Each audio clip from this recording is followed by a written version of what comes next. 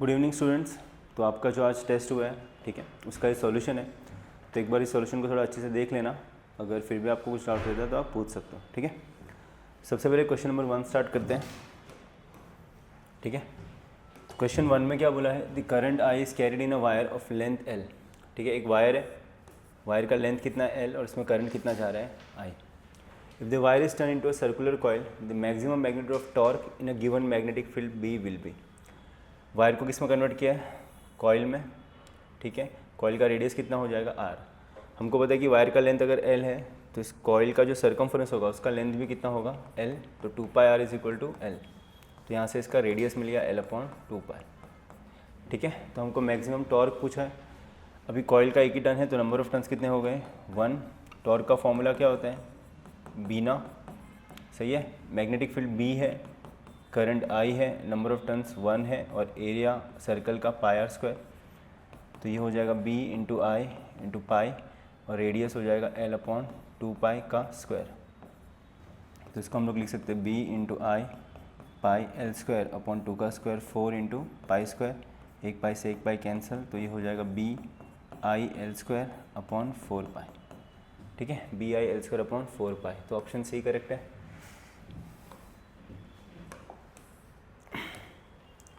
Question number 2 देख लेते हैं। There is a ring of radius R having linear charge density. एक ring है, ठीक है। इस रिंग का रेडियस कितना है आर और इसकी जो चार्ज डेंसिटी है वो लैम्बडा है। तो लैम्बडा चार्ज डेंसिटी क्या होता है, linear charge density is charge पर यूनिट लेंथ, और इसका जो लेंथ होगा कितना होगा 2πr, सही है।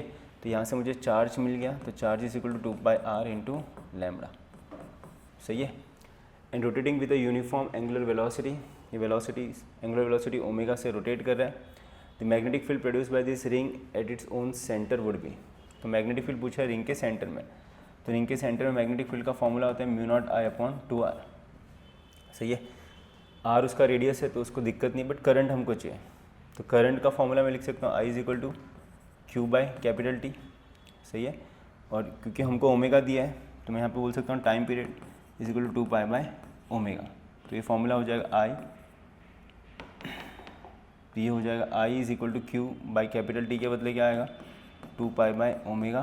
तो आप ओमेगा को ऊपर लिख सकते हो, तो I इज इक्वल टू हो जाएगा Qω/2π, सही है। इस I की वैल्यू को यहाँ पे पुट कर रहा हूँ मैं, इसको इक्वेशन 2 लिख दूँ। तो B का फॉर्मूला क्या आ जाएगा फिर μ0I के बदले क्या लिखा Qω/2π, और यहाँ पे पहले से क्या था 2r, सही है। और Q की वैल्यू हम लोग ने निकाली है 2πr इंटू लैम्बडा, तो μ0 इंटू लैम्बडा इंटू ω/2 कितना हो गया 4π इंटू r, सही है। तो 2πr से ये 2πr क्या हो गया कैंसिल, तो ये हो जाएगा μ λω/2। तो ऑप्शन सी करेक्ट है। क्वेश्चन नंबर 3 देख लेते हैं, ठीक है। क्वेश्चन नंबर 3 में क्या बोला है, the change in the value of g।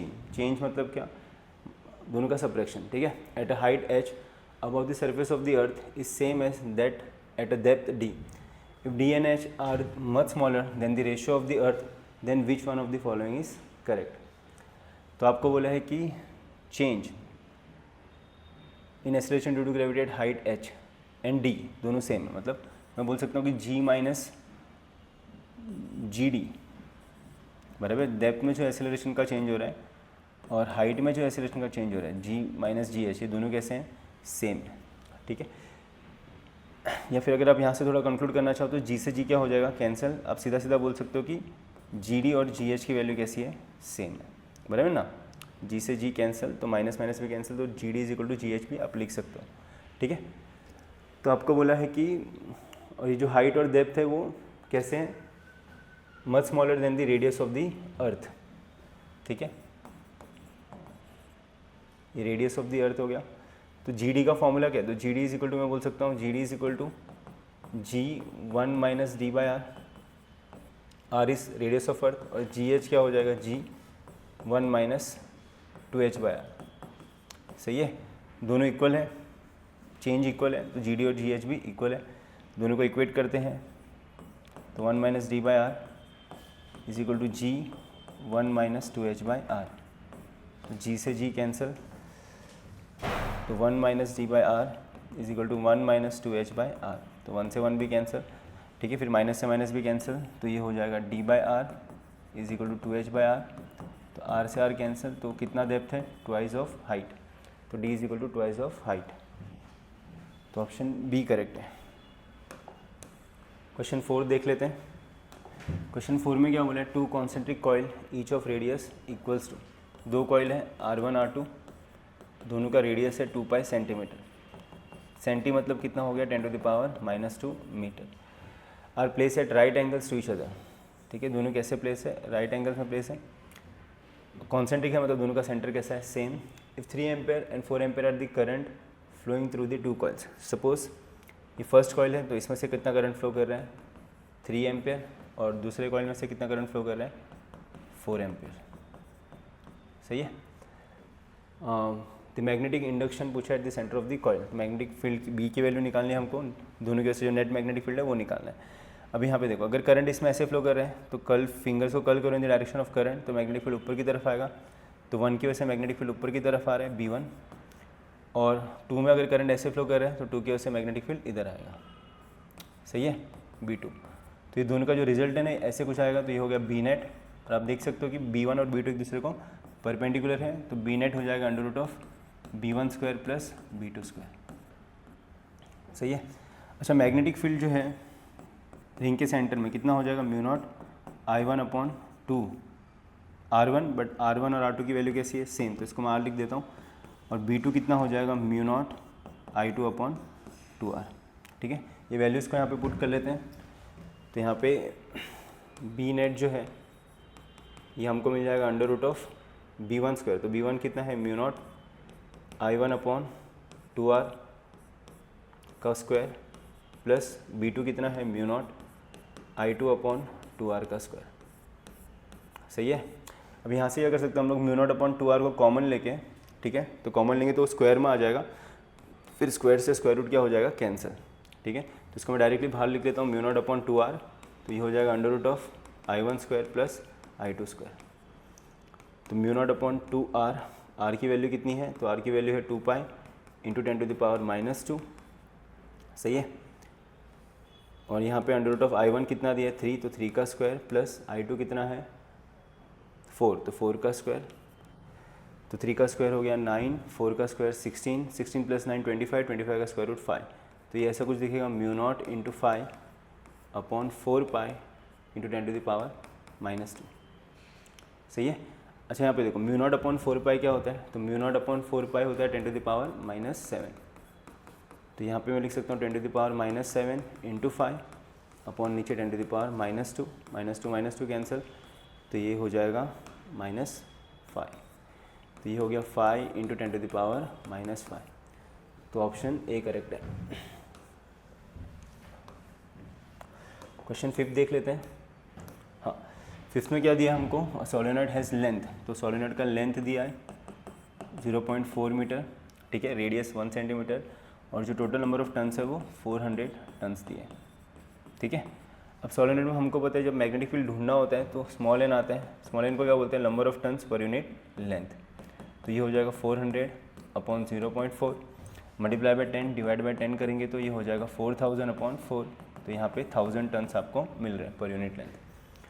Current कितना पास हो रहा है 5 एम्पेयर, और मैग्नेटिक फील्ड पूछा है इनसाइड दी सोलेनॉइड, सही है। तो हमको पता है कि magnetic field inside solenoid is equal to μ0 NI, तो μ0 की वैल्यू कितनी हो जाएगी 4 pi into 10 to the power -7 into small n कितना है 1000 मतलब 10 to the power 3 into current कितना है 5 एम्पेयर, सही है। तो यहाँ पे -7 3 कैंसिल, 7 6 5 तो -4, ठीक है, 5 4 से कितना हो गया 20, तो 20 into pi 3.14 into 10 to the power -4, तो 0 से 0 भी कैंसिल, तो ये हो गया -3, तो ये 4 2 8 2 6.28 into 10 to the power -3 tesla, ठीक है, 6.28 10 टू द पावर -3 टेस्ला, तो ऑप्शन बी करेक्ट है। क्वेश्चन 6 देख लेते हैं। तो क्वेश्चन 6 में क्या बोला है, और long current conducting wire carrying a current I, ठीक है, लॉन्ग कंडक्टिंग वायर है, इसमें करंट कितना जा रहा है आई, ठीक है, यहाँ से करंट आया आई, तो यहाँ पे भी बट वैसे आई है करंट, इस बेंड एट 120 डिग्री, ठीक है। तो इसका एंगल कितना है 120 degree. The magnetic field B at point P on the right bisector of bending angle at a distance D from the bend, ठीक है। तो पॉइंट पी यहाँ पे है कहीं, तो यहाँ पे मैग्नेटिक फील्ड बी की वैल्यू आपको निकालनी है, सही है। और इसका जो डिस्टेंस दिया है यहाँ से वो दिया है डी, और ये एग्जैक्टली एंगल बाइसेक्टर पे है। एंगल बाइसेक्टर पे मतलब ये जो एंगल है ये कितना हो जाएगा 60 डिग्री, और ये एंगल भी कितना हो जाएगा 60 डिग्री, ठीक है। अब बेसिकली मैं क्या करूँगा, मुझे अगर इस कंडक्टर की वजह से मैग्नेटिक फील्ड चाहिए, सपोज इस कंडक्टर को मैं नाम दे देता हूँ ए सी डी, तो मुझे ए सी की वजह से मैग्नेटिक फील्ड चाहिए पहले तो क्या करूँगा, कंडक्टर से पॉइंट पी यहाँ पे मैग्नेटिक फील्ड चाहिए तो परपेंडिकुलर ड्रॉ करूँगा ऐसे, सही है।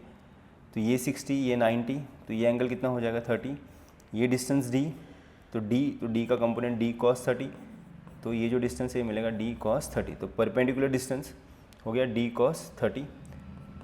cos 30 कितना होता है √3/2, तो ये हो गया डी √3/2, तो ये मिला आपको परपेंडिकुलर डिस्टेंस। इसको चाहे तो मैं आर लिख लेता हूँ, सही है। अब परपेंडिकुलर डिस्टेंस जो इसके लिए मिला है वही डिस्टेंस इसके लिए मिलेगा, इस कंडक्टर के लिए भी मिलेगा। अगर आप यहाँ से परपेंडिकुलर ड्रॉ करते हैं यहाँ पे, सही है, वही सेम 60 90, तो ये कितना हो जाएगा 30, ये लेंथ डी है, तो ये लेंथ वापस क्या होगा डी √3/2। तो दोनों कंडक्टर से परपेंडिकुलर डिस्टेंस सेम है, बराबर, ठीक है। अब इस कंडक्टर से मैग्नेटिक फील्ड निकालने की कोशिश करते हैं, ठीक है। तो magnetic field due to AC, तो फॉर्मूला क्या आता है mu naught current I upon 4π into perpendicular distance, ठीक है, साइन θ1 प्लस साइन θ2, ठीक है। तो θ1 टू θ2 कौन सा एंगल है, जैसे कि पॉइंट P, तो पॉइंट P से AC का ये एंड, तो पॉइंट P से ये एंगल कितना है 60, वैसे पॉइंट P से AC का ये वाला एंड, और ये लॉन्ग कंडक्टर है तो ये जो एंड होगा ये इन्फिनिट में होगा कहीं, तो ये एंगल 90 हो जाएगा, ठीक है। तो यहाँ पे θ1 की वैल्यू 30 और θ2 कितना हो जाएगा 90। सेम इसके लिए भी होगा, बराबर। अगर आप देखोगे तो इसका सी वाला एंड कितना एंगल पे 30 डिग्री, और इसका ये जो पार्ट है ये इन्फिनिट है, मतलब लॉन्ग है, तो ये भी क्या हो जाएगा 90 डिग्री, ऐसे कुछ इन्फिनिट पे आ जाएगा, सही है। तो दोनों के लिए आप बोल सकते हो कि ये कंडक्टर का θ1 θ2 सेम है, और इस कंडक्टर का भी θ1 θ2 कैसा है सेम, और परपेंडिकुलर डिस्टेंस भी कैसा है सेम। देखो करंट भी सेम है, आर भी सेम है, θ1 θ2 भी कैसा है सेम, तो दोनों के से जो मैग्नेटिक फील्ड होगा वो दोनों का एडिशन होगा। तो मैं ट्वाइस कर दूँ यहाँ पे, तो ये मिला आपको बी, ठीक है। तो ये हो जाएगा फिर 2, ऑप्शन में म्यू नॉट अपॉन पाई है तो उसकी वैल्यू सब्स्टिट्यूट करने की ज़रूरत नहीं है, तो mu naught upon 4π I। Perpendicular distance कितना है, तो परपेंडिकुलर डिस्टेंस हमको मिला डी √3/r, तो r को चाहिए तो ऊपर भेज दो। साइन θ1 पहले का एंगल है 30 डिग्री और दूसरे का एंगल है 90, ठीक है।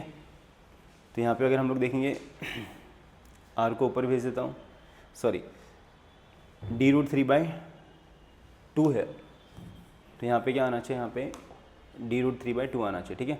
2 से 2 कैंसिल, 2 2 4, ये 2 और ये 2 भी क्या हो गया कैंसिल, तो ये हो जाएगा mu naught I upon pi D √3, sine 30 की वैल्यू कितनी हो गई हाफ, प्लस साइन 91, ठीक है। दोनों का डिनोमिनेटर सेम नहीं है तो क्रॉस मल्टीप्लाई करोगे, 2 × 1 2 + 1 कितना हो गया 3, तो ये हो जाएगा 3 mu naught I upon pi D into √3, तो √3 से एक √3 कैंसिल, तो ये √3, तो आंसर आएगा √3 mu naught I upon pi D, तो √3 mu naught I upon pi D, अच्छा सॉरी 3/2 ना, तो यहाँ पे 3 और इसका डिनोमिनेटर भी नीचे आएगा 2, ये समझा 2 × 1 2 + 1 कितना हो गया 3/2, तो नीचे 2 आना चाहिए ना, यहाँ पे 3 लिखा है तो डिवाइड बाय क्या होना चाहिए था 2, तो नीचे 2 आएगा, ठीक है। तो √3 mu naught I upon 2 pi D, तो ऑप्शन डी करेक्ट है।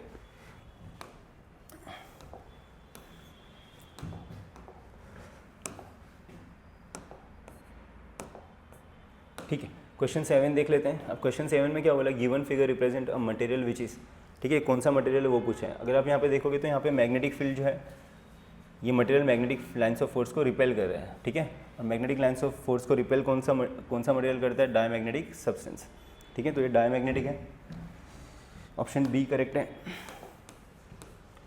ओके, यहाँ पे क्या बोला, the earth magnetic field at centre place has a horizontal component, earth के मैग्नेटिक फील्ड का हॉरिजॉन्टल कंपोनेंट आपको दिया है 0.3 G, बराबर। And the total magnetic field आपको बोला है, तो नेट मैग्नेटिक फील्ड हमको दिया है कितना दिया है, तो 0.5 जी, सही है। ये 0.3, ये 0.5, तो बट ऑब्वियसली इसका वर्टिकल कंपोनेंट कितना आएगा, 0.4, बराबर ना। ट्रिपलेट्स, वर्टिकल और हॉरिजॉन्टल के बीच का एंगल 90 है, पाइथागोरस लगा के भी आपको ये 0.4 आ जाएगा, ठीक है। एंगल ऑफ डिप क्या होता है, तो हॉरिजॉन्टल से नेट मैग्नेटिक फील्ड का एंगल, तो ये हो गया आपका एंगल ऑफ डिप। तो मैं बोल सकता हूँ कि tan theta is opposite BV upon adjacent, सही है। तो फाई क्या हो जाएगा, BV कितना है 0.4 अपॉन BH कितना है 0.3, तो tan इनवर्स ऑफ 0.4/0.3, जिसको मैं लिख सकता हूँ tan इनवर्स ऑफ 4/3, सही है। मल्टीप्लाई बाय 10 डिवाइड बाय 10 कर दिया, तो ये मिला आपको angle of dip tan inverse of 4/3, ठीक है। आप साइन के लिए भी चेक कर सकते हो। अगर मैं साइन की बात करूँ तो साइन थीटा क्या होता है, अपोजिट अपॉन एडजेसेंट, तो अपोजिट अपॉन हाइपोटेनस, फाई के अपोजिट 0.4 है, हाइपोटेनस 0.5 है, तो 3/5 आना चाहिए, 4/5 आना चाहिए, और साइन में 4/5 कोई ऑप्शन ही नहीं है, ठीक है। ओके, इसको देख लेते हैं। For different substances hysteresis B magnetic field intensity curves are given as shown in the figure for making temporary magnet which is of the following is best, ठीक है। मुझे टेम्परेरी मैग्नेट बनाना है। अगर आपको टेम्परेरी मैग्नेट बनाना है तो उसकी retentivity और कोएर्सिविटी कम होनी चाहिए। तो अगर मैं तीनों ग्राफ को देखूं, सही है, तो इस ग्राफ D की रिटेंटिविटी और इसकी कोएर्सिविटी, ये डिस्टेंस, ठीक है, ये बाकी सबसे कम है, तो ऑप्शन डी जो है वो बेस्ट ऑप्शन है, ठीक है। तो क्वेश्चन 9 का ऑप्शन डी करेक्ट है। ओके, क्वेश्चन नंबर 10 में क्या बोला है, इसमें बोला है intensity of magnetization of a bar magnet. Intensity of magnetization मतलब आपको मैग्नेटाइजेशन दिया है, ये कितना दिया है 5 × 10⁴ ampere per metre. The magnetic length and area of cross section, length और एरिया ऑफ क्रॉस सेक्शन दिया है, तो एरिया कितना दिया है 1 सेंटीमीटर स्क्वायर, जिसको मैं लिख सकता हूँ 10⁻⁻⁴ मीटर स्क्वायर, और लेंथ कितना दिया है 12 सेंटीमीटर, जिसको मैं लिख सकता हूँ 12 × 10⁻⁻2 metre. The magnitude of magnetic movement, तो हमको पता है magnetization is nothing but magnetic dipole movement per unit area, per unit volume. तो dipole movement small m magnetic dipole movement है, ठीक है। तो मैग्नेटिक डाइपोल मूवमेंट क्या हो जाएगा, मैग्नेटाइजेशन इनटू वॉल्यूम। तो मैग्नेटाइजेशन कितना है, तो ये है 5 × 10⁴ इंटू वॉल्यूम क्या हो जाएगा, तो ये हो जाएगा A × L, सही है ना। तो यहाँ पे आ जाएगा 5 × 10⁴, एरिया कितना है, तो एरिया है 10⁻⁻⁴ इंटू लेंथ कितना है 12 × 10⁻⁻2, तो -4 + 4 क्या हो गया कैंसल, 12 5 का कितना हो गया 60, तो 60 × 10⁻⁻2, तो जिसको मैं लिख सकता हूँ 0.6, 0.6 है आपका dipole moment, option A correct है। ओके, क्वेश्चन 11 देख लेते हैं। Wire of length L metre, ठीक है, वायर का लेंथ कितना है L मीटर, करंट कितना जा रहा है I, इस band in the form of a circle, तो इसको बैंड क्या in the form of a circle, इस सर्कल का रेडियस कितना होगा, ठीक है। तो मुझे पता, मैं इजीली कर सकता हूँ, वायर का लेंथ अगर L है तो इस सर्कल का सर्कमफरेंस किसके इक्वल होगा L के, तो यहाँ से मुझे रेडियस मिल गया L अपॉन कितना हो गया 2π। The magnitude of magnetic movement, अच्छा इसके से मैग्नेटिक मूवमेंट पूछा है, तो हमको पता है magnetic movement due to current carrying coil क्या हो जाता है I × A, करंट कितना फ्लो कर रहा है I, एरिया सर्कल है तो πr², तो I × π, रेडियस कितना हो जाएगा L अपॉन 2π का स्क्वायर, तो ये हो जाएगा I × π L² अपॉन 4π², 1π से 1π कैंसिल, तो ये हो जाएगा I L² अपॉन 4π, ठीक है। तो I L² अपॉन 4π, तो ऑप्शन सी करेक्ट है, ठीक है। क्वेश्चन 12 देख लेते हैं। क्वेश्चन 12 में क्या बोला है, 2 coils of self inductance, self inductance दिया है, पहले का सेल्फ इंडक्टेंस है 2 मिली हेनरी और दूसरे का सेल्फ इंडक्टेंस है 8 milli henry, are place so close together that the effective flux of one coil is completely link with the other,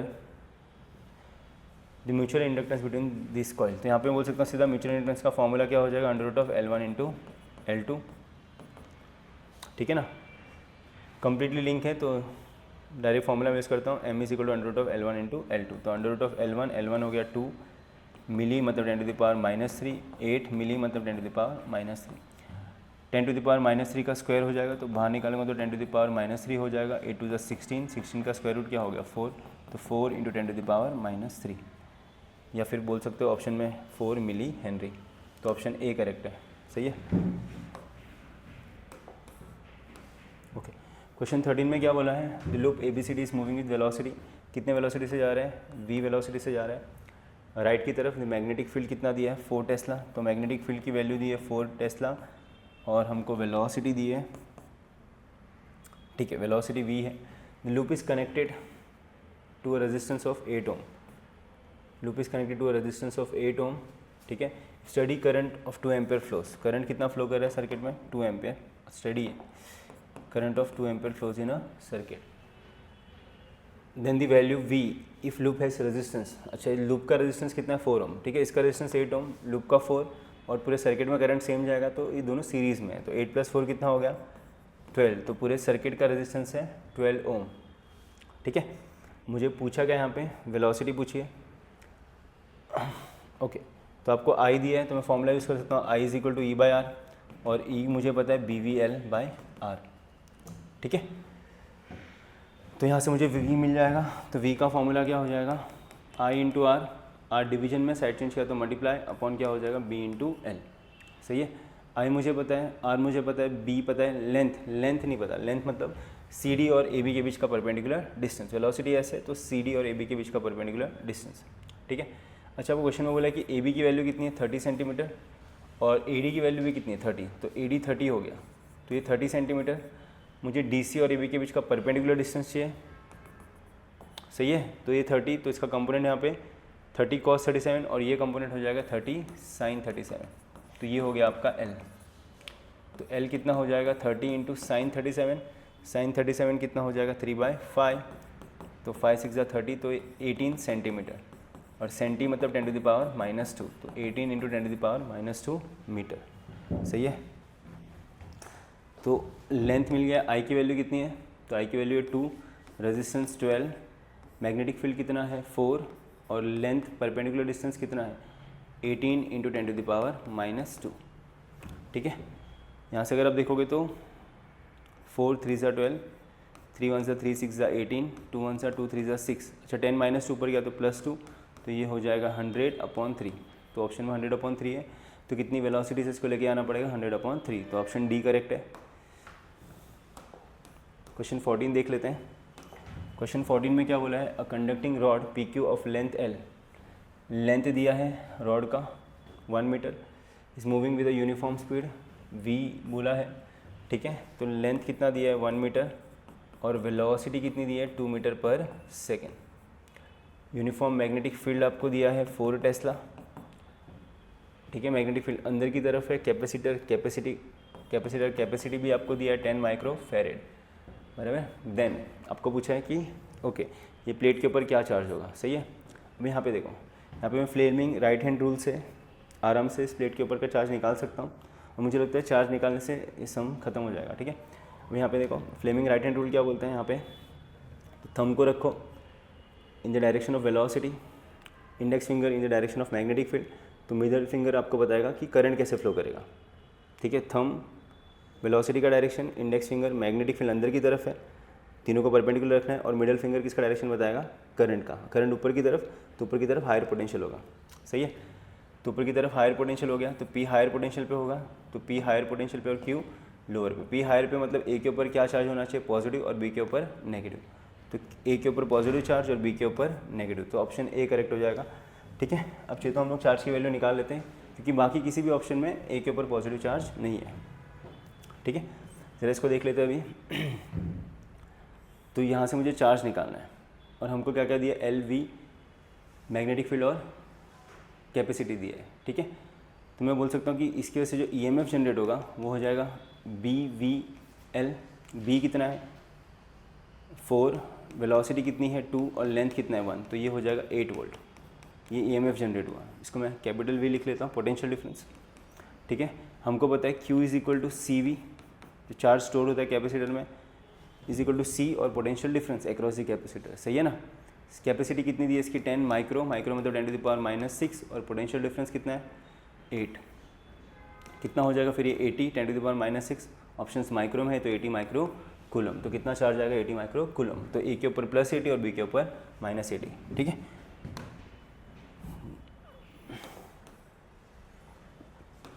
okay, as shown in the 15th question देख लेते हैं। A metal rod makes contact with a partial circuit, the circuit area is perpendicular to the magnetic field. तो magnetic field और इसका area कैसा है, perpendicular है। तो मैग्नेटिक फील्ड कितना दिया है हमको, 0.15 टेस्ला, जिसको मैं लिख सकता हूँ 15 into 10 to the power -2 tesla. The resistance of the total circuit, पूरे सर्किट का रेजिस्टेंस हमको दिया है 3 ओम। बोला the force needed to move the rod as indicated with a constant speed. मुझे कांस्टेंट स्पीड रखनी है, कितनी रखनी है, 2 मीटर पर सेकेंड। तो कितना फोर्स लगेगा, ठीक है। तो ये फोर्स का सीधा फॉर्मूला है V² L² into V upon R, ठीक है। अगर किसी को फॉर्मूला नहीं आता तो आप इसको ये फॉर्मूले से भी निकाल सकते हो। फोर्स का फॉर्मूला होता है बिल और I इज इक्वल टू होता है E/R। तो E के बदले क्या लिखा, BV/L/R, सही है। तो यहाँ पे आप डायरेक्टली I की वैल्यू पुट करोगे तो ये हो जाएगा B, I के बदले क्या लिखा, BVL/L/R। तो ये हो जाएगा B² L² V upon R, सही है। तो यहाँ पे देख लेते हैं इसको फटाफट। तो मैग्नेटिक फील्ड कितना दिया है, तो 15 इंटू 10 टू द पावर -2 का स्क्वायर। लेंथ कितना है, 1 मीटर, बराबर ना, नहीं लेंथ 1 मीटर नहीं, लेंथ कितना है 50 सेंटीमीटर, ठीक है। इसके और इसके बीच का परपेंडिकुलर डिस्टेंस कितना है, 50 सेंटीमीटर। तो 50 सेंटी, तो सेंटी मतलब कितना हो गया, 10 टू द पावर -2। तो 0 से 0 कैंसिल, तो -1। तो ये हो जाएगा 5 into 10 to the power -1 metre, सही है ना। ये 0 से -2 का 1 कैंसिल, तो -1 हो गया, ठीक है। तो लेंथ कितना है, तो लेंथ है 5 इंटू 10 टू द पावर -1 और इसका स्क्वायर। और स्पीड कितनी है, तो स्पीड है 2 अपॉन रेजिस्टेंस कितना है, तो रेजिस्टेंस है 3, ठीक है। इसको अगर मैं देखूँ तो इसको मैं स्प्लिट करके लिख रहा हूँ। तो 15 into 15 into 10 to the power -2 का स्क्वायर, 10 टू द पावर -4, 5 का square 25 into 10 to the power -1 का square, 10 to the power -2 into 2 upon 3। तो 3 1 सा 3 5 सा 15, ठीक है। 15 5 सा कितना हो गया, 75 इंटू 10 टू द पावर -4 -2 कितना हो गया, -6 इंटू 25 2 सा कितना हो गया, 50, सही है। तो यहाँ पे आप देखो तो 0 से 0 क्या हो गया, कैंसिल, तो -5। तो ये हो जाएगा 75 इंटू 5 कितना हो गया फिर, 5 × 25, 7 5 35 36 37। तो ये हो जाएगा 375 इंटू 10 टू द पावर -5, सही है। ओके, वहाँ पे 375 तो है बट वो 10 टू द पावर -3 है, तो पॉइंट को लेफ्ट में शिफ्ट कर सकते हैं। तो 3.75 into 10 to the power -3 newton. तो इतना फोर्स इस पर लग रहा है, ठीक है। तो ऑप्शन ए करेक्ट है। अब यहाँ पे कैलकुलेशन थोड़ा इजी कर सकते थे, ठीक है, ये भी सही है, यहाँ पे चलेगा, ये भी सही है। चलो नेक्स्ट क्वेश्चन कर लेते हैं। क्वेश्चन 16 देख लेते हैं।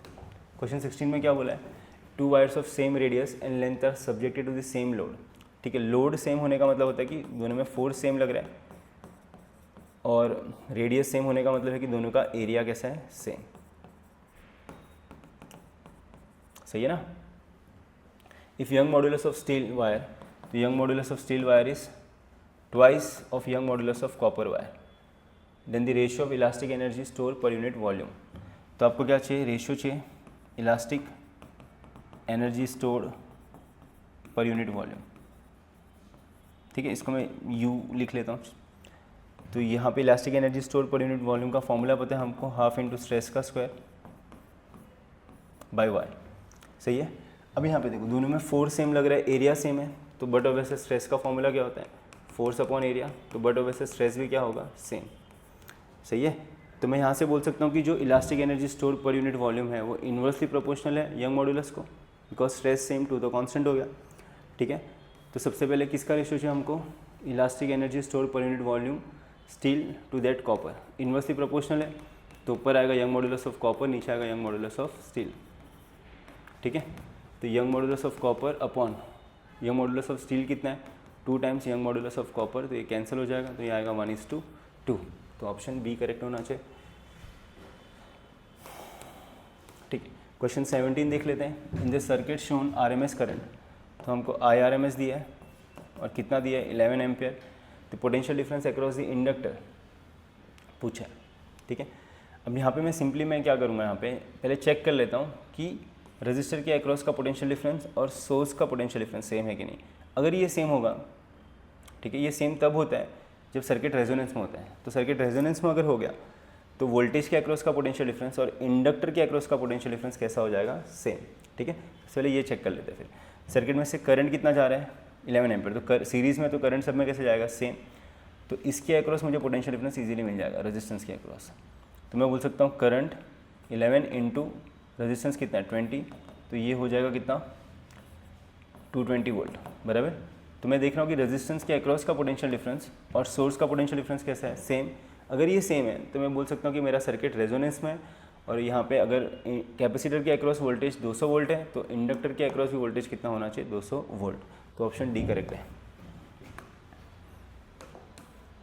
क्वेश्चन 18 देख लेते हैं। क्वेश्चन 18 में क्या बोला है, in the circuit shown in the figure the AC source gives a voltage. ठीक है, तो एसी सोर्स का वोल्टेज हमको दिया है, ये ई नॉट हो जाएगा और ये ओमेगा, बराबर। आप सबको पता होना चाहिए is equal to E naught cos omega t, सही है। तो पीक वैल्यू ऑफ ईएमएफ हमको दिए 20 वोल्ट, यहाँ से मैं ईआरएमएस निकाल सकता हूँ। तो ERMS is equal to E naught by √2, E naught है 20, 1/√2 को मैं अप्रॉक्सीमेटली 0.7 लिख सकता हूँ, तो ये हो जाएगा 14 वोल्ट। तो ईआरएमएस यहाँ से मिल गया और ओमेगा कितना दिया है 1000, सही है। Neglecting the source resistance the voltmeter and ammeter reading will be. ठीक है, वोल्ट मीटर और एमीटर का रीडिंग निकालना है, सही है। सबसे पहले चेक निकाल लेते हैं, एक्स आर मेरे पास है। ठीक है, तो यहाँ पे एक्सएल कि इंडक्टर कितना रेजिस्टेंस देगा और एक्सी ये कितना रेजिस्ट करेगा वो निकाल लेते हैं। ठीक है, तो एक्सएल का फॉर्मूला क्या हो जाता है, ओमेगा इंटू एल। तो ओमेगा कितना है 1000 10⁻3, इंडक्टेंस कितना दिया है तो 5 मिली हेनरी, तो -3 + 3 कैंसिल, तो ये हो जाएगा 5। ठीक है, ओमेगा कितना दिया, सॉरी ओमेगा दिया है 2000, ओमेगा कितना दिया है 2000, सही है। तो यहाँ पे ओमेगा की वैल्यू आनी चाहिए 2000, तो ओमेगा इंटू एल, तो ओमेगा कितना है 2000 इंटू एल कितना है 5 मिली हेनरी 10⁻⁻3, तो ये 0 0 और ये कैंसिल, तो ये 10 ओम आया। तो एक्सएल का रेजिस्टेंस 12 ओम आया। इंडक्टेंस, ठीक है, एक्सी कैपेसिटिव रिएक्टेंस निकाल लेते हैं। एक्सी कितना है, तो एक्सी हो जाएगा 1/ω_c, तो 1/ω कितना है 2000 इंटू कैपेसिटी कितनी दी है उसकी 50 माइक्रो, माइक्रो मतलब 10⁻⁻6, तो 0 0 0 4 0 कैंसिल, तो यहाँ पे -2 बचेगा, ऊपर जाएगा तो +2, तो ये हो जाएगा 100/5 × 10, तो 0 0 कैंसिल, तो ये आया 100 10 ओम।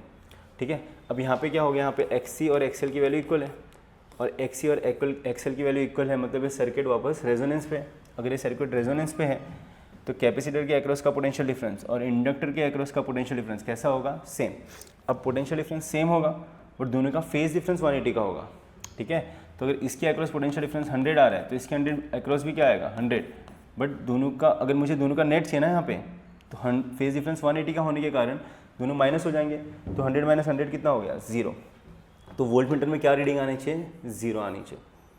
ठीक है, तो वोल्ट मीटर में 0 रीडिंग आनी चाहिए, तो ऑप्शन बी में भी 0 आ रहा है, ऑप्शन सी में भी 0 आ रहा है। ठीक है, अब करंट निकालते हैं। अब हमको पता है कि अगर ये सर्किट रेजोनेंस में है तो सोर्स का जो ईआरएमएस है और रेजिस्टेंस के अक्रॉस ईआरएमएस कैसा होगा, सेम। ठीक है, तो रेजिस्टेंस के अक्रॉस मैं पोटेंशियल डिफरेंस निकाल सकता हूँ, सॉरी पोटेंशियल डिफरेंस पता है मुझे कितना है 14 वोल्ट। ठीक है, तो रेजिस्टेंस के अक्रॉस पोटेंशियल डिफरेंस है 14 वोल्ट, तो ईआरएमएस रेजिस्टेंस के अक्रॉस पोटेंशियल डिफरेंस है 14 वोल्ट, रेजिस्टेंस की वैल्यू है 10 ओम और मुझे करंट निकालना है, सही है। तो मैं बोल सकता हूँ I = E/R। ई कितना है 14 और रेजिस्टेंस 10, तो करंट कितना आएगा फिर 1.4 एम्पियर, तो ऑप्शन सी करेक्ट होना चाहिए। ठीक है, तो वोल्ट मीटर का रीडिंग होगा 0 और एमीटर का रीडिंग होगा 1.4, क्योंकि ये करंट जो रजिस्टर में से पास होगा वही करंट आगे आने वाला है। क्वेश्चन नंबर 19 देख लेते हैं। इसमें क्या बोला है हमको, electric motor runs on a DC source of EMF and draws a current. ठीक है, तो यहाँ से मुझे पावर मिल जाएगा। पावर का फॉर्मूला क्या हो गया, E × I, तो 200 × 10, तो ये हो जाएगा 2000 वाट। तो ये आपका इनपुट पावर हो गया। इफ़ द एफिशिएंसी, कितनी है एफिशिएंसी 40%, तो एफिशिएंसी 40% है, तो मैं बोल सकता हूँ efficiency is equal to output power upon input power. ठीक है, 40% को मैं लिख सकता हूँ 0.4 तो एफिशिएंसी हो गया आपका 40% ना, 40 डिवाइड बाई 100 है कि नहीं, तो कितना आएगा 0.4। तो 0.4 आउटपुट पावर, ये मल्टीप्लाई होगा इनपुट पावर से, तो आपको आउटपुट पावर आया, इनपुट कितना है 2000 इंटू 0.4, ये एक जीरो गया, इसको 4 लिख सकते हैं, तो 4 टू 8, तो 800 वाट, तो ये आपका आउटपुट पावर हुआ। सही है। पूछा है रेजिस्टेंस ऑफ आर्मेचर, ठीक है। तो आर्मेचर ने देखो इनपुट में पावर इतना मिल रहा है, इनपुट इतना दे रहे हैं, आउटपुट में इतना मिल रहा है, तो पावर कोई ना कोई कंज्यूम कर रहा है, तो कौन कंज्यूम कर रहा है, तो रेजिस्टेंस। तो रेजिस्टेंस ने कितना पावर कंज्यूम किया, तो मैं बोल सकता हूँ कि रेजिस्टेंस ने जो पावर कंज्यूम किया है वो है इनपुट जो दिया था माइनस आउटपुट, तो 2000 माइनस 800, तो ये हो जाएगा 1200 वाट। सही है। तो मुझे रेजिस्टेंस निकालना है, तो P को मैं ऐसे लिख सकता हूँ I² इंटू आर, तो R क्या हो जाएगा P बाय I²। पावर कितना कंज्यूम किया 1200, और करंट कितना फ्लो कर रहा है 10, तो 10 इंटू 10, 0 0 0 कैंसिल, तो आंसर कितना है 12 ओम। तो ऑप्शन सी करेक्ट है। क्वेश्चन 20 देख लेते हैं। क्वेश्चन 20 में क्या बोला था, RMS current in an circuit is 2 ampere, तो IRMS की वैल्यू दी है 2 एम्पियर। द वॉटलेस करंट, अब वॉटलेस करंट क्या होता है, तो वॉटलेस करंट फिलहाल मैं इसको I से लिख रहा हूँ यहाँ पे, तो वो होता है IRMS इंटू साइन फाई। सही है। तो आपको वॉटलेस करंट की वैल्यू दी है √3, IRMS आपको यहाँ पे दिया है 2 एम्पियर इंटू साइन फाई, तो साइन फाई की वैल्यू क्या मिलेगी √3/2। पूछा क्या what is the power factor, तो पावर फैक्टर मतलब मुझे क्या पूछा है cos फाई। सही है। तो यहाँ से मैं क्या कर सकता हूँ, मुझे फाई मिल जाएगा, तो फाई कितना होगा साइन इनवर्स ऑफ √3/2, तो साइन की वैल्यू √3/2 कौन सा एंगल पे आती है, तो 60 डिग्री, तो फाई मिल गया 60 डिग्री, तो यहाँ पे पुट करूँगा cos 60, तो cos 60 कितना होता है हाफ, बराबर। तो पावर फैक्टर कितना हो जाएगा हाफ।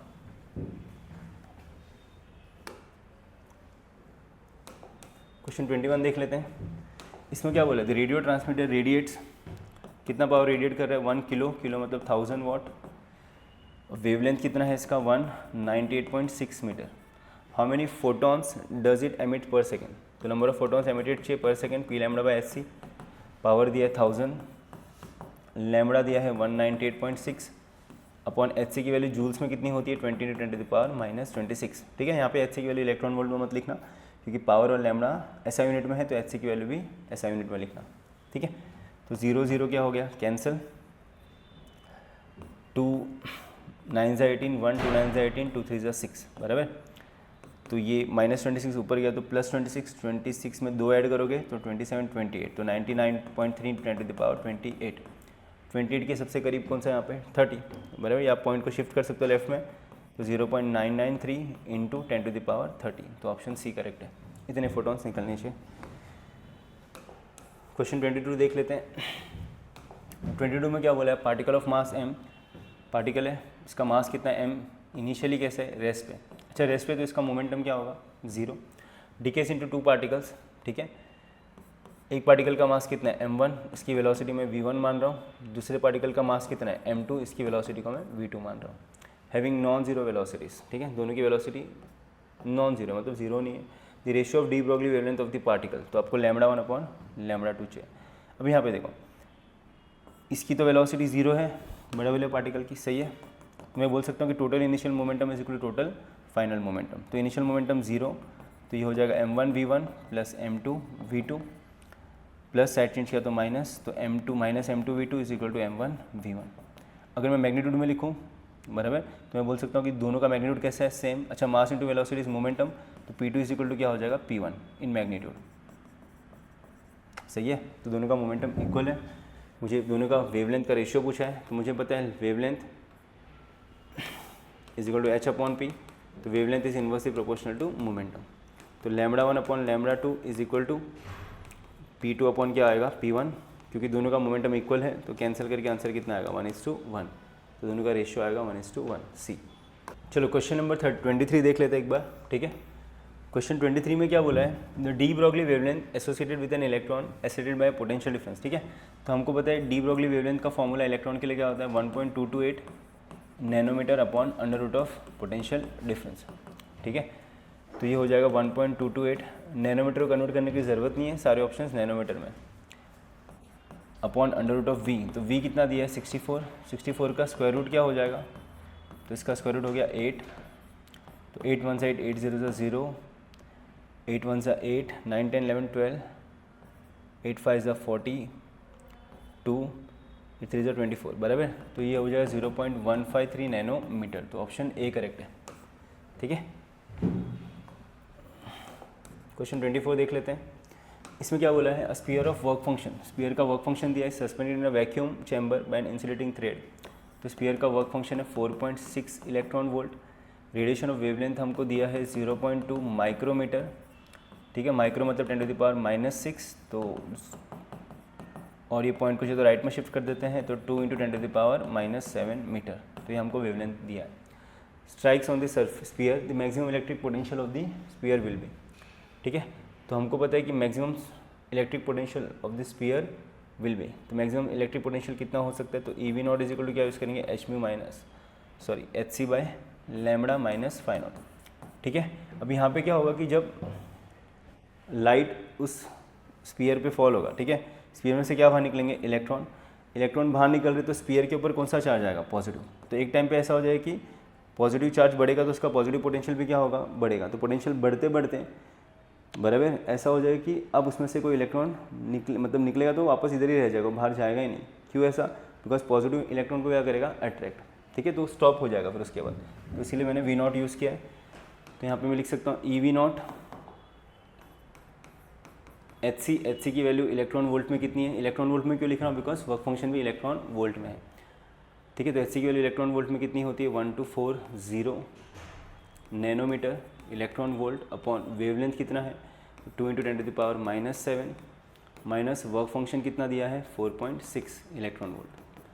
ठीक है, तो यहाँ से 2 6 12, 2 2 4, 620 नैनो मतलब 10⁻⁻9, तो यहाँ पे 10⁻⁻9 लिख देता हूँ, नैनो को कट करके, -7 कैंसिल, तो ये हो जाएगा -2। सही है, तो -2, तो 620 × 10⁻⁻2 कितना हो गया फिर ये, तो ये हो जाएगा 6.2 electron volt minus 4.6 electron volt. तो 6.2 माइनस 4.6, तो 5, ये 12 माइनस 6 कितना हो गया, 6, तो 1.6 इलेक्ट्रॉन वोल्ट। ठीक है, बट मुझे क्या चाहिए, मुझे पोटेंशियल डिफरेंस चाहिए या पोटेंशियल चाहिए, तो मैं बोल सकता हूँ पोटेंशियल कितना हो जाएगा 1.6 EV/E, तो E से E कैंसिल, तो ये हो जाएगा 1.6 वोल्ट। सही है, तो 1.6 वोल्ट आंसर होना चाहिए, ऑप्शन सी करेक्ट है। क्वेश्चन 25 देख लेते हैं। क्वेश्चन 25 में क्या बोला है, μ1 is the frequency of series limit of Lyman series. किसकी बात करें, लाइमन सीरीज की, लाइमन सीरीज की सीरीज लिमिट की बात करें। अच्छा, फ्रीक्वेंसी का फॉर्मूला हमको पता है RC 1/n फाइनल का स्क्वायर माइनस 1/n इनिशियल का स्क्वायर। सही है, ठीक है। आपको ये फॉर्मूला नहीं आता तो आपको शायद ये फॉर्मूला डेफिनेटली आता होगा, 1/λ is equal to R 1/nf का स्क्वायर माइनस 1/ni का स्क्वायर। सही है, तो C इज इक्वल टू क्या लिखते हैं हम लोग, म्यू लैम्बडा। आप लैम्बडा यहाँ पे सब्स्टिट्यूट करो तो यही फॉर्मूला मिलेगा। ठीक है, सबसे पहले क्या बोला है, सीरीज लिमिट किसकी बात है, series limit for Lyman series. ठीक है, तो लाइमन की बात हो रही है, तो फ्रीक्वेंसी कितनी दी है, μ1 RC। लाइमन में फाइनली कहाँ पे आएगा, 1 पे, तो 1 का स्क्वायर। सीरीज लिमिट है तो इनिशियली कहाँ पे होगा, इन्फिनिटी पे। एनीथिंग अपॉन इन्फिनिटी 0, तो 1/1 क्या बचेगा 1, तो RC। तो μ1 आया हमको RC। फिर बोला है μ2 is the frequency of first line of the Lyman series. तो first line of Lyman series बोला है, सही है। तो μ2 फ्रीक्वेंसी है उसकी, तो RC। फर्स्ट लाइन में वापस लाइमन है तो फाइनली कहाँ पे आएगा 1 पे, बट इनिशियली कहाँ पे होगा 2 पे, तो 2 का स्क्वायर। 2 का स्क्वायर कितना हो गया 4, डिनोमीटर सेम नहीं है तो क्रॉस मल्टीप्लाई करोगे तो ये हो जाएगा RC 4, 2 2 4, 4 - 1 कितना हो गया 3, 3/2। तो ये आपको मिला μ2, क्या मिला μ2। ठीक है, μ3 देख लेते हैं। तो μ3 कितना है, μ3 is the frequency of the series limit of Balmer series. Series limit है, वापस सीरीज लिमिट है तो इनिशियली कहाँ पे होगा इन्फिनिटी। बाल्मर सीरीज है तो फाइनली कहाँ पे पहुँचेगा सेकंड पे, तो 2 का स्क्वायर माइनस 1/∞ का स्क्वायर। एनीथिंग अपॉन इन्फिनिटी 0, तो RC/2 का स्क्वायर कितना हो गया 4, तो ये μ3 है। ठीक है, अब मुझे क्या करना है यहाँ पे, μ1 μ2 μ3 की वैल्यू को पुट करके सब्स्टिट्यूट करके देखना कि इक्वल आ रहा है कि नहीं। ठीक है, सबसे पहले फर्स्ट ऑप्शन देख लेते हैं, ए को। तो ए का ऑप्शन क्या है, ये है μ1 माइनस μ2। तो μ1 की वैल्यू क्या है RC, μ2 कितना है 3 RC/2, सॉरी 2 का स्क्वायर कितना हो गया 4, तो यहाँ पे आना चाहिए था 4, सही है। तो ये आ जाएगा यहाँ पे 4, तो उनका डिनोमिनेटर सेम नहीं है तो क्या करोगे क्रॉस मल्टीप्लाई, तो 4RC माइनस 3 कितना हो जाएगा 1RC, तो RC अपॉन कितना हो गया 4, RC अपॉन 4, अगर RC अपॉन 4 देखोगे तो μ3 है, तो μ1 माइनस μ2 किसके इक्वल आ रहा है μ3 के, तो कौन सा ऑप्शन करेक्ट है, ऑप्शन ए करेक्ट है। क्वेश्चन 26 देख लेते हैं। 26 में क्या बोला है, alpha particle acylated through a potential difference V is fire towards a nucleus. ये अल्फा पार्टिकल है, ठीक है, इसको फायर किया है किधर, थ्रू अ पोटेंशियल डिफरेंस, ठीक है। पोटेंशियल डिफरेंस कितना दिया हम लोग ने V टूवर्ड्स अ न्यूक्लियस, ये न्यूक्लियस है और न्यूक्लियस के ऊपर चार्ज कितना है capital Q, suppose alpha particle का चार्ज है small q, it's distance of closest approach is r, ठीक है। डिस्टेंस ऑफ क्लोजेस्ट अप्रोच याद होगा, पॉजिटिव, न्यूक्लियस के ऊपर भी कौन सा चार्ज है पॉजिटिव, तो जब अल्फा पार्टिकल उसके ऊपर जाएगा पॉजिटिव क्या करेगा रिपेल, धीरे धीरे अल्फा पार्टिकल की वेलोसिटी कम होगी, मतलब काइनेटिक एनर्जी कम होगी, और एक पॉइंट पे उसकी काइनेटिक एनर्जी कितनी हो जाएगी 0, तो यहाँ पे इसकी काइनेटिक एनर्जी फाइनली कितनी हो गई 0, तो पूरा का पूरा काइनेटिक एनर्जी किस में कन्वर्ट हो जाएगा पोटेंशियल एनर्जी में, सही है, ठीक है। तो काइनेटिक एनर्जी किस में चेंज हो रहा है पोटेंशियल एनर्जी, और ये जो डिस्टेंस है जहाँ पे न्यूक्लियस और पार्टिकल के बीच का जो क्लोजेस्ट डिस्टेंस है तो उसको हम लोग बोलते हैं डिस्टेंस ऑफ क्लोजेस्ट अप्रोच, और यहाँ पे वो दिया है r, ठीक है। इसका सिंपल सा कंसेप्ट है, इसमें यही ध्यान में रखना है कि यहाँ पे जो भी चार्ज है उसकी काइनेटिक एनर्जी कम हो रही है, ठीक है। अब इसके पास काइनेटिक एनर्जी कितना होगा, तो इसके पास काइनेटिक एनर्जी होगा, चार्ज कितना है q, सही है, और पोटेंशियल डिफरेंस कितने में रखा है v, तो काइनेटिक एनर्जी होगा qv, तो काइनेटिक एनर्जी कम हो रही है और फाइनली कितनी हो रही है 0, तो मैं बोल सकता हूँ कि चेंज इन काइनेटिक एनर्जी या decrease in kinetic energy is equal to increase in potential energy, सही है। तो काइनेटिक एनर्जी डिक्रीज कितनी हुई qv, पोटेंशियल एनर्जी कितनी इंक्रीज होगी, तो हमको फॉर्मूला पता है दो चार्ज के बीच का पोटेंशियल एनर्जी, चार्ज यहाँ से यहाँ आया तो यहाँ पे चार्ज q, दोनों के बीच का डिस्टेंस कितना है r, तो 1/4 पाई एप्सिलॉन नॉट q1 मतलब q2/r, तो q से q क्या हो गया कैंसिल, तो r का फॉर्मूला बन गया 1/4 पाई एप्सिलॉन नॉट q/v, है कि नहीं।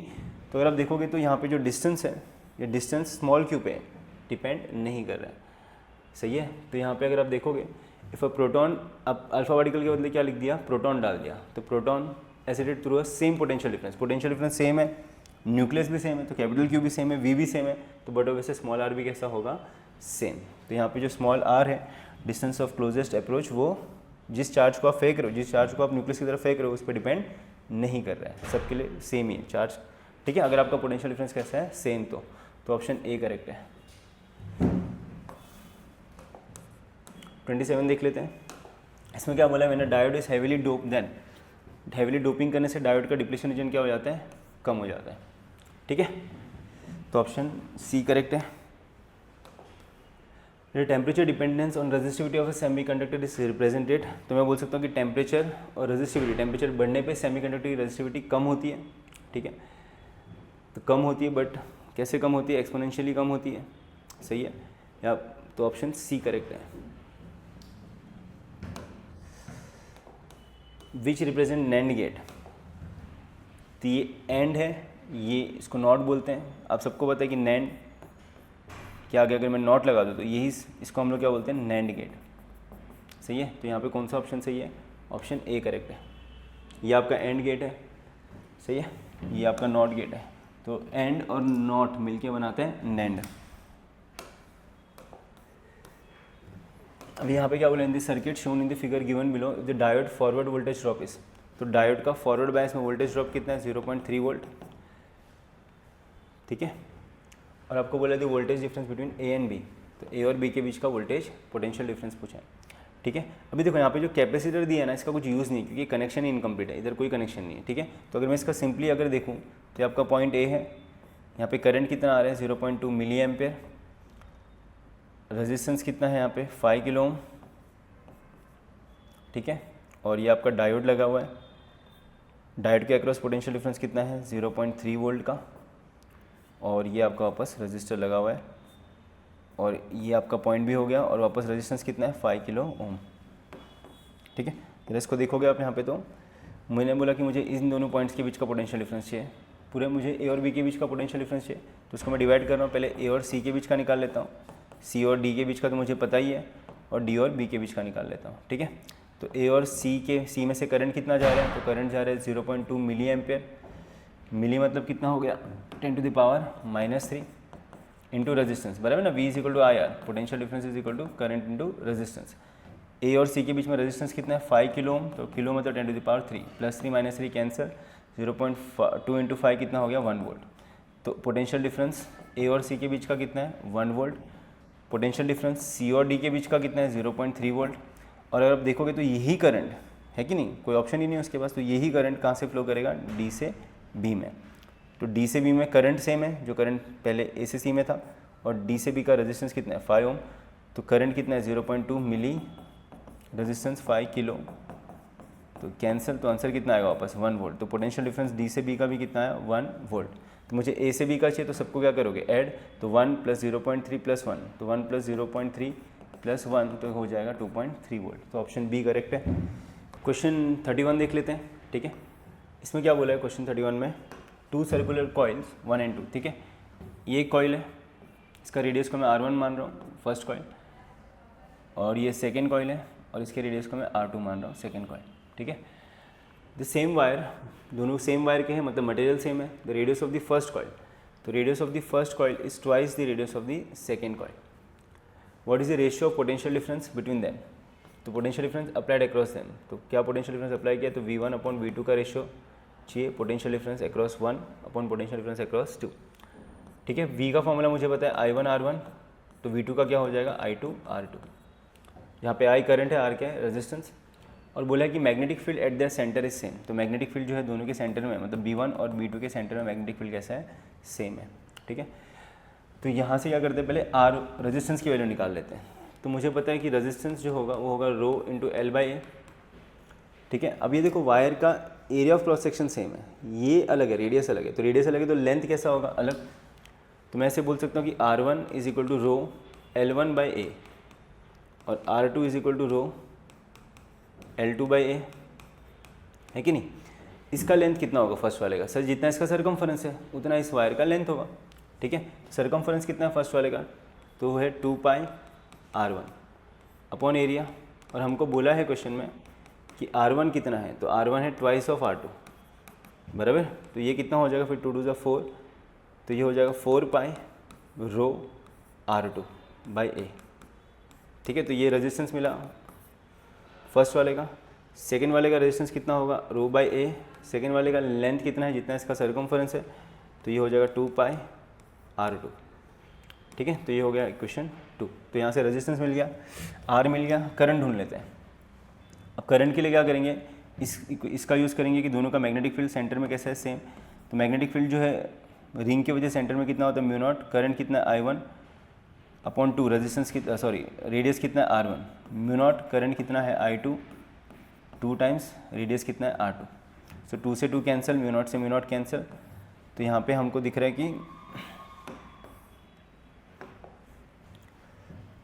I2 को इधर भेज दूँ, I1/I2 का रेशियो चाहिए ना, तो I1/I2 is equal to R1/R2, ठीक है। R1 कितना है ट्वाइस ऑफ R2/R2, तो R2 कैंसिल, तो ये हो जाएगा 2:1।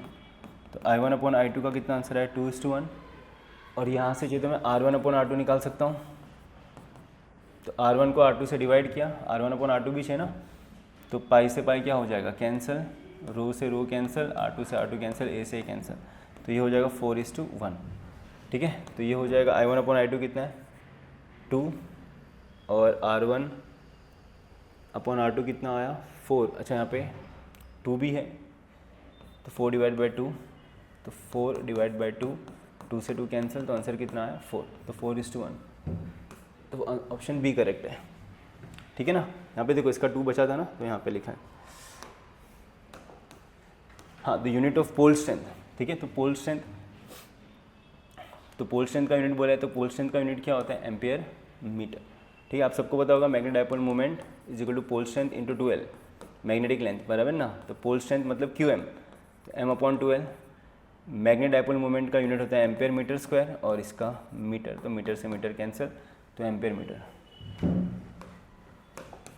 क्वेश्चन 33 देख लेते हैं। इसमें क्या बोला है ना, मैग्नेटिक फील्ड, आपको मैग्नेटिक फील्ड दिया है कितना दिया है 0.05 टेस्ला, जिसको मैं लिख सकता हूँ 5 × 10⁻,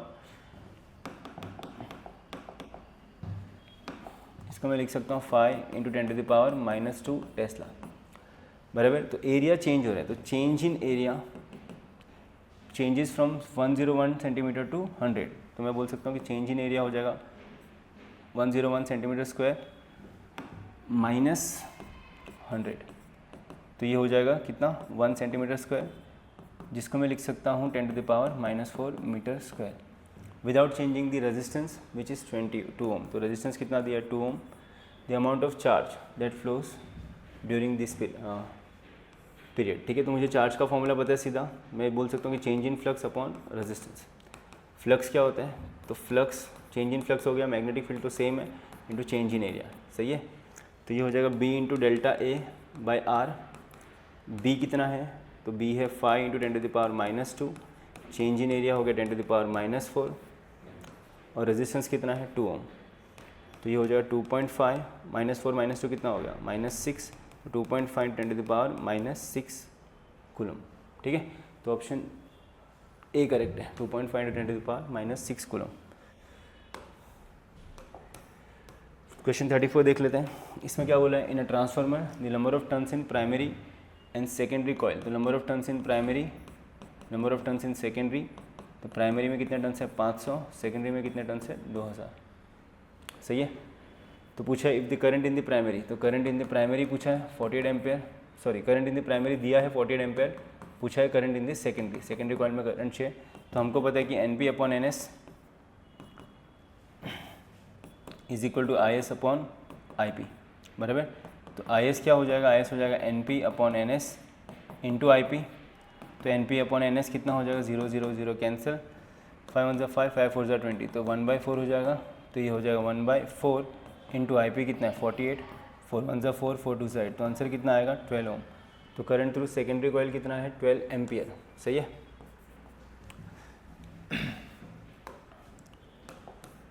विच logic gate is represented by the following combination of logic, ठीक है। कौन सा लॉजिक गेट रिप्रेजेंट कर रहा है वो देखा है, तो यहाँ पे ठीक है, अगर मैं उन्हें बोला कि ये A है तो नॉट गेट है, तो यहाँ पे क्या आएगा A कॉम्प्लीमेंट, ये B है तो यहाँ पे क्या आएगा B का कॉम्प्लीमेंट। नॉट गेट उल्टा करता है ना, और ये आपका कौन सा गेट है,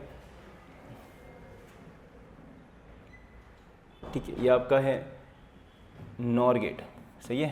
तो ये आपका नॉर गेट है, तो ये A कॉम्प्लीमेंट हो गया, और ये क्या हो गया आपका B कॉम्प्लीमेंट। तो नॉर में हमको पता है नॉर में क्या होता है, उसका आउटपुट क्या होता है, जो इनपुट आ रहा है, सपोज A को मैंने लिखा X, B को मैंने लिखा Y, तो इसमें क्या हो जाएगा, तो X + Y का कॉम्प्लीमेंट। अच्छा X + Y का कॉम्प्लीमेंट, तो Y क्या हो जाएगा X + Y का कॉम्प्लीमेंट, तो इसको मैं ऐसे लिख सकता हूँ X complement dot Y complement.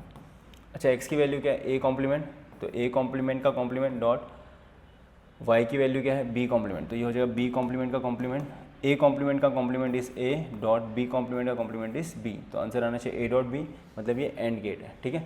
अगर आपको ये इक्वेशन से नहीं आ रहा है तो आप यहाँ पे ट्रूथ टेबल लगा के भी आप इसका आंसर निकाल सकते हो, ठीक है।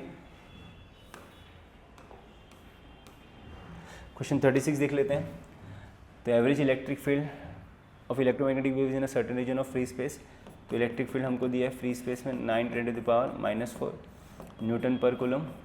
Then the average magnetic field, तो मैग्नेटिक फील्ड कितना दिया हमको, अच्छा ढूंढना है, ठीक है। फ्री स्पेस है तो मेरे को पता है electric field upon magnetic field is equal to C, इन दोनों का रेशियो C के इक्वल होता है, तो मैग्नेटिक फील्ड क्या हो जाएगा E/C, तो E कितना हो गया 9 × 10⁻⁻4, और C कितना होता है 3 × 10⁸, 3 3 = 9, प्लस 8 ऊपर जाएगा तो -8 -8 -4 -12, तो 3 × 10⁻12 टेस्ला, तो ऑप्शन B करेक्ट है। क्वेश्चन 37 देख लेते हैं, इसमें क्या बोला है, a plane of electromagnetic waves of frequency हमको दी है 20 मेगाहर्ट्ज, मेगा मतलब 10⁶ hertz, travels through a space along x direction if the electric field vector at a certain points, electric field दिया है कितना 6 volt per metre, then what is the magnetic field vector at that point, B पूछा है। तो यही same relation में use कर सकता हूँ, E/B = C, तो B = क्या हो जाएगा तो b इज इक्वल टू क्या हो जाएगा, c ऊपर था नीचे आएगा ना, तो e बाई सी, तो e कितना है 6, c 3 into 10 to the power 8, plus 8 ऊपर जाएगा तो -8, तो 2 इंटू 10 टू द पावर -8, तो ऑप्शन ए करेक्ट है। ठीक है, क्वेश्चन नंबर 38 देख लेते हैं। तो 38 में क्या बोला है, if x1 is the size of the magnified image and x2 is the size of the diminished image in lens displacement rather than the size of the object is, ठीक है। तो x1 is the size of magnified image and x2 is the size of diminished image in lens displacement method, ठीक है। तो हमको पता है कि lens displacement method में जो ऑब्जेक्ट का साइज होता है वो होता है under root of size of magnified image into size of diminish image, ठीक है। तो ऑप्शन ए करेक्ट है। क्वेश्चन 39 देख लेते हैं। इसमें क्या बोला है, light travels in 2 media A and B with a speed 1.8 into 10 to the power 8 metre per second और 2.4 into 10 to the power 8 metre per second respectively, then the critical angle between them is, ठीक है। तो light की speed कौन से medium में ज़्यादा है, ए में। तो अगर ए में ज़्यादा है तो ए हो गया आपका डेंसर मीडियम, सॉरी लाइट की स्पीड किस में कम है, ए में कम है, तो ए जो हो गया वो हो गया ऑप्टिकली डेंसर मीडियम, और लाइट की स्पीड बी में ज़्यादा है तो वो हो गया ऑप्टिकली रेरर मीडियम, ठीक है। मुझे क्या पूछा है, क्रिटिकल एंगल पूछा है। तो क्रिटिकल एंगल, तो बेसिकली क्रिटिकल एंगल क्या होगा कि लाइट जो है डेंसर से कहाँ जाता है, रेरर में।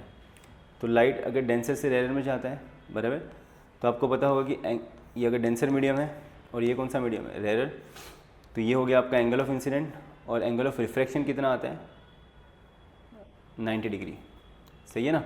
तो आर की वैल्यू कितनी हो जाएगी, 90 डिग्री।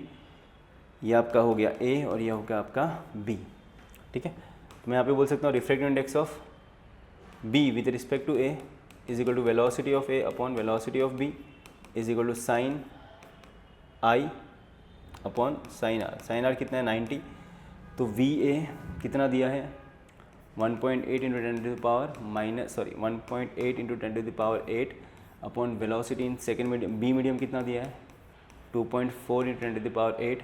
साइन आई मुझे ढूंढना है, आई की वैल्यू ढूंढनी है, क्रिटिकल एंगल ढूंढना है। साइन 90 कितना हो गया, 1, ये कैंसिल, 6 2 18, 6 3 6 3 18, 6 4 24, ठीक है। तो साइन आई सी की वैल्यू कितनी हो जाएगी फिर, 3/4। तो बेसिकली मैंने यहाँ पे क्या किया, 1.8 को मल्टीप्लाई बाय 10 किया तो 18 हो गया, 2.4 को मल्टीप्लाई बाय 10 किया तो 24 हो गया, तो 18/24 मतलब 3/4। तो आई सी की वैल्यू क्या आएगी, sine inverse of 3/4, sine inverse of 3/4। तो ऑप्शन डी करेक्ट है, ठीक है। क्वेश्चन 40 देख लेते हैं। डबल कॉन्वेक्स ग्लास लेंथ, ठीक है, having focal length of a concave mirror. तो इसका focal length, double convex glass length और कॉन्केव मिरर का फोकल लेंथ कैसा बोला है, सेम बोला है। तो radius of curvature of concave mirror, तो हमको पता है radius of curvature concave mirror का हो जाएगा 2 times of focal length of concave mirror, और focal length of concave mirror जो है वो इसके इक्वल है, ठीक है। तो डबल कॉन्वेक्स लेंस का फोकल लेंथ निकाल लेते हैं पहले। तो 1/f is equal to mu -1 1/r1 minus 1/r2, ठीक है। तो रिफ्रैक्टिव इंडेक्स कितना दिया हमको, वो दिया 1.5, r1 +10, तो r2 क्या हो जाएगा, -10। तो 1/f, तो 1.5 - 1 है कि नहीं। ये देखो r1 अगर इसका रेडियस ऑफ कर्वेचर है तो इसका राइट साइड आएगा तो पॉजिटिव, r2 इसका है तो लेफ्ट साइड आएगा तो नेगेटिव, ठीक है। तो यहाँ पे 1/10 -1/- 10, तो 1.5 - 1 कितना हो गया, 0.5, तो ये माइनस माइनस क्या हो जाएगा, प्लस, तो 1 + 1/10, ठीक है। दोनों का डिनोमिनेटर कैसा है, सेम है, तो आप सीधा ऐड कर सकते हो। तो 0.5 × 2 अपॉन 10, तो ये हो जाएगा 1/f। 0.5 × 2 इज़ नथिंग बट 1/10, तो फोकल लेंथ हमको मिला 10 सेंटीमीटर। अब ये फोकल लेंथ इस कॉन्वेक्स ग्लास लेंस का, डबल कॉन्वेक्स ग्लास लेंस का है, और हमको बोला कि उसका फोकल लेंथ कॉन्केव मिरर के इक्वल है, ठीक है। तो मैं सीधा बोल सकता हूँ कि रेडियस ऑफ कर्वेचर कितना होगा कॉन्केव मिरर का, 2 × 10, तो ये हो जाएगा 20 सेंटीमीटर, ठीक है। तो ऑप्शन बी करेक्ट है। क्वेश्चन 41 देख लेते हैं। इसमें क्या बोला है, a square of side 3 centimetre is located at a distance of 25 centimetre तो ऑब्जेक्ट डिस्टेंस हमको दिया है 25 सेंटीमीटर, कॉनकेव मिरर है तो -25 सेंटीमीटर में लिख सकता हूँ, ठीक है। और साइड कितना है इसका 3 सेंटीमीटर। और फोकल लेंथ, तो फोकल लेंथ कॉनकेव मिरर का नेगेटिव आएगा -10 centimetre. The centre of square is at the axis of mirror and the plane is normal to the axis of mirror. The area of image enclosed of the square, ठीक है। Area of image निकालना है, तो इस basically क्या करूँगा मैं, side of image निकालूंगा। तो साइड ऑफ इमेज निकाल दिया तो मुझे एरिया ऑफ इमेज मिल जाएगा, स्क्वायर है तो क्या करूँगा, साइड का स्क्वायर। ये आपको दिया है साइड ऑफ ऑब्जेक्ट, सही है। तो पहले चेक कर लेते हैं मैग्नीफिकेशन। तो मैग्नीफिकेशन का फॉर्मूला क्या होता है, image distance upon object distance, या फिर मैं डायरेक्टली बोल सकता हूँ फोकल लेंथ दिया है F upon object distance -f।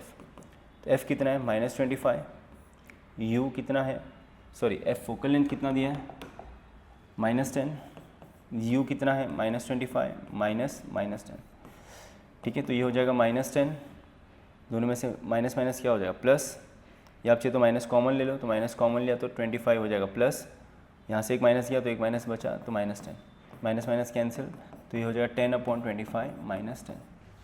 तो यहाँ से मैग्नीफिकेशन कितना आया 10/25 -10 कितना हो गया 15, 5 2 10, 5 3 15, सही है।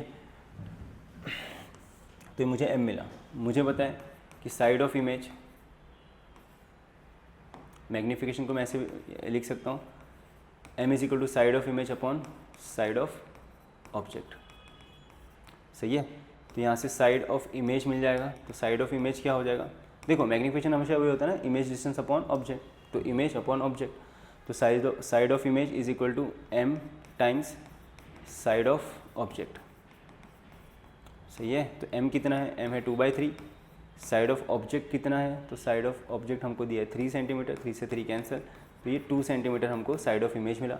स्क्वायर है तो बट वैसे उसका एरिया क्या हो जाएगा, साइड का स्क्वायर, तो एरिया ऑफ इमेज बराबर ये हो जाएगा साइड ऑफ इमेज मतलब 2 का स्क्वायर, तो ये हो जाएगा 4 सेंटीमीटर का स्क्वायर। तो ऑप्शन ए करेक्ट है। क्वेश्चन 42 देख लेते हैं। A thin prism of angle, तो इसका एंगल दिया है मुझे 6 degree, made of glass of refractive index दिया है 1.5, इसको मैं 1 लिख रहा हूँ, ठीक है, या म्यू लिख देता हूँ सिंपली।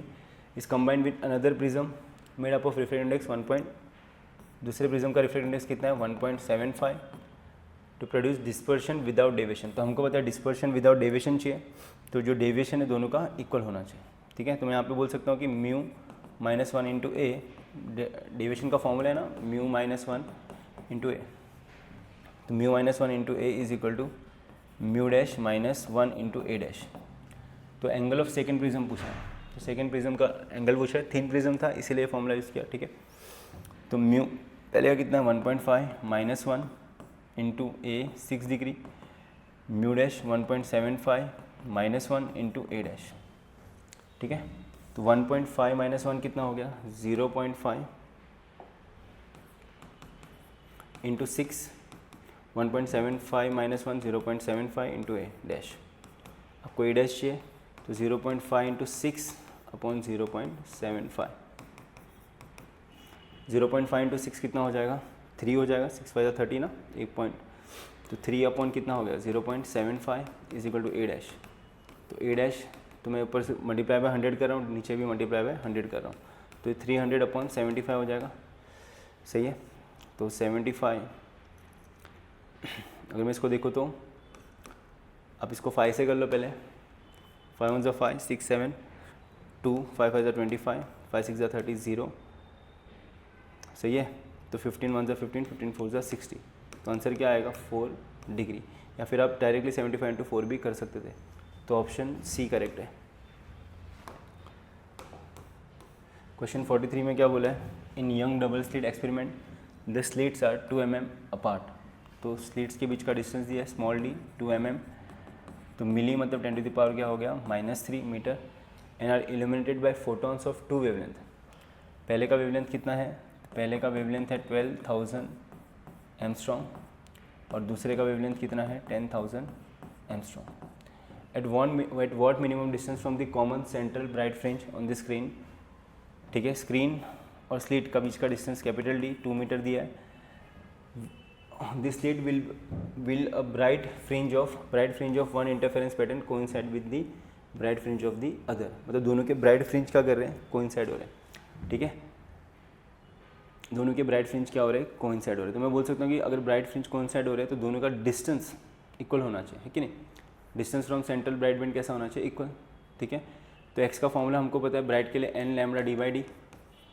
फर्स्ट वाले के लिए क्या हो जाएगा, फर्स्ट का डिस्टेंस हो जाएगा x1 n1 lambda D by D. बराबर. हाँ, मिनिमम डिस्टेंस ही पूछा हमसे from the common central bright. तो कम से कम कितना डिस्टेंस होना चाहिए, तो x1 पहले वाले का डिस्टेंस जिसका वेवलेंथ लैम्बडा 1 है, x2 दूसरे वाले का डिस्टेंस जिसका वेवलेंथ कितना है, लैम्बडा 2. तो n2 lambda 2 D by D. तो मुझे x1 x2 निकालना है. दोनों x1 और x2 कैसा होना चाहिए, इक्वल, तभी वो कोइंसाइड करेगा ना. तो मैं बोल सकता हूँ कि by given condition x1 is equal to x2, तो n1 lambda 1 D by D is equal to n2 lambda 2 D by D. Small D cancel, capital D cancel. तो यहाँ से मुझे n1 अपॉन n2 मिल जाएगा. n2 मल्टीप्लिकेशन में side change किया तो division, lambda 1 ऊपर, साइड चेंज किया तो नीचे. तो लैम्बडा 2 अपॉन लैम्बडा 1, लैम्बडा 2 कितना है, तो लैम्बडा 2 है 10,000 एमस्ट्रॉन्ग और लैम्बडा 1 कितना है, 12,000 एमस्ट्रॉन्ग. एमस्ट्रॉन्ग कैंसिल, 3 0 गए, 2 5 10, 2 6 12. ठीक है, तो मिनिमम अब इससे और तो नहीं होगा, और होगा तो डेसिमल में आ जाएगा. ठीक है, तो n1 और n2 डेसिमल में नहीं हो सकता है. तो फर्स्ट ब्राइट हो गया तो सेकंड ब्राइट 1.5 ब्राइट नहीं होता है. ठीक है, तो मैं बोल सकता हूँ मिनिमम n1 क्या हो सकता है 5 और n2 क्या हो सकता है 6. तो जब मैं n1 n2 की वैल्यू यहाँ पे पुट करूँगा तो मुझे आंसर आ जाएगा. किसी में पुट करो, या तो 1 में या तो 2 में, सेम ही आंसर आएगा. ठीक है, दोनों इक्वल है ना भाई. 2 में पुट कर लेते चलो. तो x2 डिस्टेंस है सेंट्रल ब्राइट से मिनिमम, तो n2 lambda 2 into D by D. n2 कितना है 6, लैम्बडा 2 कितना है 10,000 एमस्ट्रॉन्ग, मतलब 10 to the power -10. Capital D कितना है, तो कैपिटल डी है 2 मीटर और स्मॉल डी कितना है 2 इंटू 10 टू द पावर -3. यहाँ से 1 2 3 4 कैंसिल, तो -6 बचा, -3 कैंसिल, -3 बचा, 2 से 2 भी कैंसिल, तो ये हो गया 6 into 10 to the power -3 meter, जिसको मैं लिख सकता हूँ ऑप्शन में 6 मिलीमीटर ना. 10 टू द पावर -3 मतलब मिली. तो कौन सा ऑप्शन सही है, ऑप्शन बी करेक्ट है. क्वेश्चन 44 देख लेते हैं. इसमें क्या बोला है, YDS is the phase difference between the two waves reaching at the location of the third dark fringe. तो फेज डिफरेंस पूछा है थर्ड डार्क फ्रिंज. तो n की वैल्यू क्या है 3. फेज डिफरेंस का फॉर्मूला हमको पता है 2 बराबर 2n-1. डार्क के लिए होता है ऑड मल्टीपल ऑफ पाई और ब्राइट के लिए होता है इवन मल्टीपल ऑफ पाई.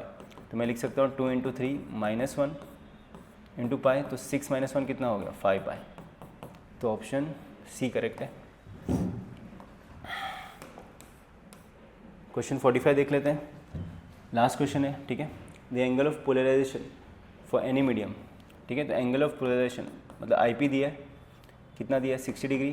तो हमको पता है रिफ्रैक्टिव इंडेक्स जो होता है वो होता है mu is equal to 10IP. तो 1060, तो 1060 इज √3. तो मुझे रिफ्रैक्टिव इंडेक्स मिल गया है मीडियम का. ठीक है, तो what will be the critical angle for this. तो हमको पता है कि रिफ्रैक्टिव इंडेक्स जो होता है 1/sin IC क्रिटिकल एंगल होता है. तो म्यू कितना है, तो √3 is equal to 1/sin IC. Reciprocal कर दो, तो √3 का reciprocal 1/√3 is equal to sin IC. मुझे IC चाहिए तो साइन इनवर्स ऑफ 1/√3. सही है, तो साइन इनवर्स ऑफ 1/√3 मतलब ऑप्शन डी करेक्ट है. ठीक है, चलो थैंक यू सो मच. सोचता हूँ कि आपका पेपर अच्छा गया होगा. ठीक है, ऐसे पढ़ते रहो और आगे बढ़ते रहो. चलो thank you, bye, take care.